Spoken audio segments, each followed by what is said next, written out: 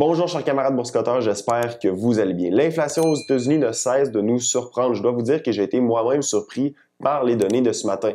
Les analystes s'attendaient à une inflation de 5,8% sur une base annualisée et 0,6% de septembre à octobre. Les attentes ont été largement dépassées. L'inflation d'une année à l'autre se situe maintenant à 6,2%, le plus haut niveau depuis 1990, alors que l'inflation d'un mois à l'autre est sortie à 0,9%. C'est absolument massif comme gain, pratiquement 1% de septembre à octobre. Imaginez si vous annualisez ce chiffre.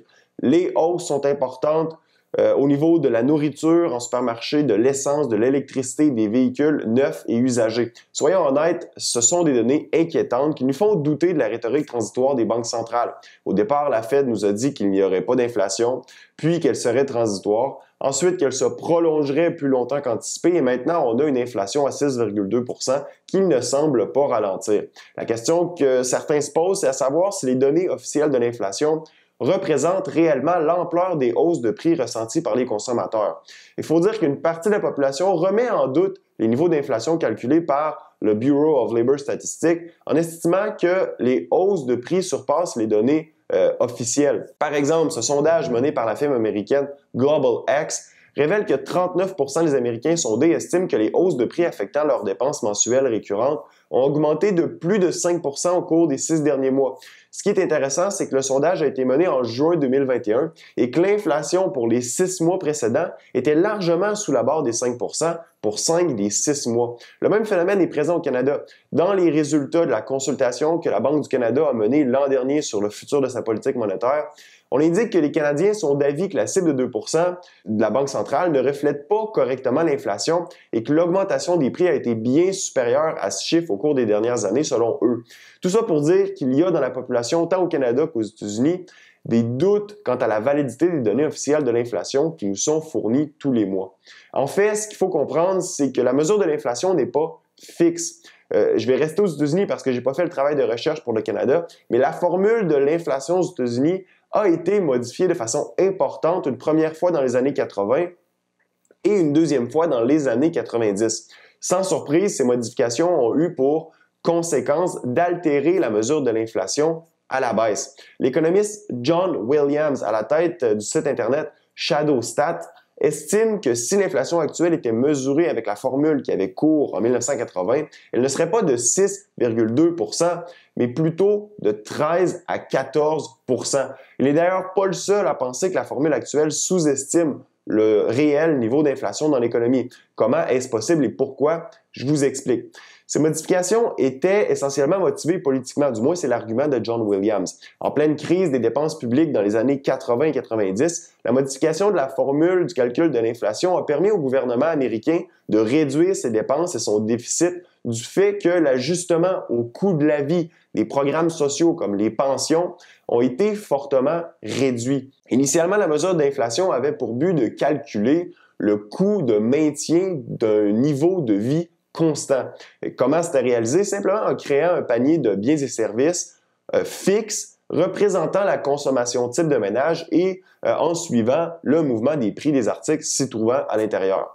Exemple, disons que mon panier de biens et services est composé de seulement 2 items, soit une bouteille de ketchup Heinz et d'un iPhone. La hausse de prix de ces items représente l'inflation dans la mesure où pour assurer la constance de mon niveau de vie, je dois dépenser X dollars supplémentaires pour acheter de nouveau ces items. Assez simple. Après tout, maintenir son niveau de vie constant veut dire pouvoir consommer les mêmes biens et services dans les mêmes quantités sans les substituer pour des produits de moindre qualité. Sauf qu'en 1980, le concept d'ajustement hédoniste des prix a été introduit. Là, je ne veux pas vous perdre, je vous explique c'est quoi. C'est une méthode statistique qui vise à évaluer comment le prix d'un bien ou d'un service est affecté par son changement de qualité. Je vous fais un exemple simple. Le prix du iPhone dans mon panier de biens et services passe de 1 000 $ à 1 100 $. Logiquement, la hausse de prix qui devrait être normalement entrée dans le calcul de l'inflation, c'est 10% parce que c'est la différence que je dois sortir de mes poches pour m'acheter un nouveau iPhone. Ce n'est plus le cas depuis les années 80. Ce que font les statisticiens, c'est estimer la valeur du changement de qualité entre, par exemple, le iPhone 12 et 13 et la déduire de la hausse de prix. Exemple, l'iPhone 13 contient une caméra de plus que l'iPhone 12. Les bureaucrates estiment que ça représente un gain de qualité de 100 $, ce qui fait que la hausse de prix entrant dans le calcul de l'inflation est zéro. Et ce, même si je dois dépenser 100 $ de plus de ma poche pour pouvoir m'acheter un nouveau iPhone et que la nouvelle caméra ne diminue en rien l'impact que ça va avoir sur mon compte de banque.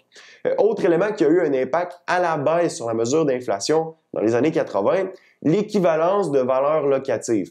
Avant 1983 aux États-Unis, la hausse des prix des maisons était prise en compte dans l'inflation. Cependant, en 1983, au lieu de prendre en compte la hausse des prix des propriétés, donc de l'actif, il a été jugé qu'il était plus approprié de mesurer l'aspect consommation des propriétés. Les statisticiens ont donc commencé à mesurer les changements de prix dans les coûts du logement en sondant les propriétaires de maisons pour leur demander quel serait le loyer hypothétique de leur domicile s'ils avaient à le louer. Donc, on vous appelle, on vous demande combien vous pourriez louer votre maison. Pour cette raison, les hausses de prix de l'immobilier ne font plus partie directement de la mesure de l'inflation. En plus, la mesure des coûts du logement se retrouve probablement réduite du fait que les propriétaires sont peu nombreux à se questionner sur la réelle valeur locative de leur domicile une fois les hausses de prix du marché prises en compte. La preuve, les données officielles présentent une hausse de 3,5 % des loyers au cours de la dernière année, alors que les sites de collecte de données indépendants affichent des hausses de plus de 30 % dans certains États américains. Puis, dans les années 90, l'objectif de l'inflation est passé d'une mesure de coût constant du niveau de vie à une mesure d'un niveau de satisfaction du consommateur constant. Essentiellement, ça veut dire que les statisticiens ont introduit le concept de substitution dans le panier de biens et services qui était jusqu'alors fixe. Encore une fois, ça a eu pour l'effet de réduire l'effet de l'inflation. Je retourne à mon panier de biens et services comprenant la bouteille de ketchup Heinz et le iPhone. Admettons que le prix du ketchup Heinz monte de 10 %, mais que le prix de la bouteille de ketchup sans nom n'augmente pas. Avec la substitution, la hausse de prix du ketchup Heinz n'aura aucun effet sur l'inflation parce qu'on assume que les consommateurs vont opter pour le produit substitut dont le prix n'a pas bougé. Au final, le niveau de satisfaction du consommateur est jugé constant, même si on peut argumenter que son niveau de vie ne l'est pas dans la mesure où il ne peut s'offrir la même sorte de ketchup. Même chose si le consommateur doit passer, par exemple, du filet mignon aux poitrines de poulet parce que le prix du bœuf grimpe en flèche. Le résultat de toutes ces modifications, c'est que la mesure de l'inflation actuelle ne constitue pas un portrait représentatif des hausses de prix réelles dans l'économie et de l'impact direct qu'elles ont dans la poche des consommateurs. Du moins, c'est ce qu'avance John Williams et plusieurs autres intervenants sur la scène économique. Ce que je veux savoir dans la zone commentaire, c'est si vous pensez que les statistiques officielles de l'inflation représentent la réalité ou si vous croyez subir des hausses de prix plus élevées que ce que nous rapportent les instituts de statistiques. Ce fut un plaisir d'être avec vous. À la prochaine.